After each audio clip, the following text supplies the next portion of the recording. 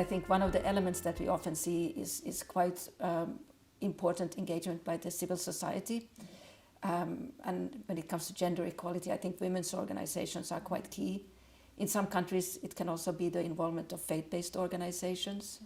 It can be the parliamentarians, of course, are important because they are the ones in the end who are going to vote through the legal reform. We've been working with the International Parliamentary Union at the global level to kind of also influence parliamentarians and make sure that they are aware of statelessness and how to address it and what their role is. Together with IPU, we've also developed these handbooks for parliamentarians on statelessness, which I think have been quite important in addressing statelessness. Yeah.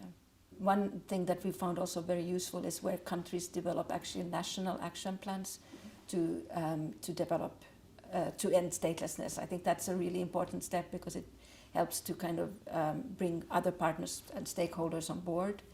And a really important element in this is also the engagement with people who are affected to really, because we see now around the world there are organizations that have been established by people who are stateless or who've been affected by statelessness, or maybe who are now have a nationality but previously were stateless.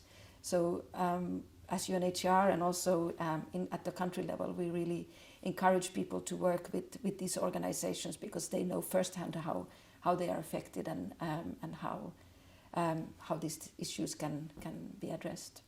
Kyrgyzstan is a country where they actually have managed to eradicate statelessness. And I think there was a various step in that process, and there was various law reforms of different laws.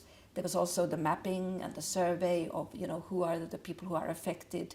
There were campaigns to make sure that the people who needed to have the information about how they can apply for, how they can be naturalized, and also steps to change procedures, to simplify procedures for people that were affected. I think those were kind of key elements in ending statelessness in Kyrgyzstan. It doesn't mean that you are done for the all eternity. These are things that can still occur even after you've changed the laws and so on.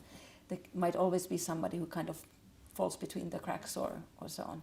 Globally, there are about 24 countries that still have in their nationality laws gender inequality. But we have, for example, recently we have Madagascar, Sierra Leone and Liberia that have revised their nationality laws, so they have now reduced that list of countries, which always makes us very happy at UNHCR when we see that number go down.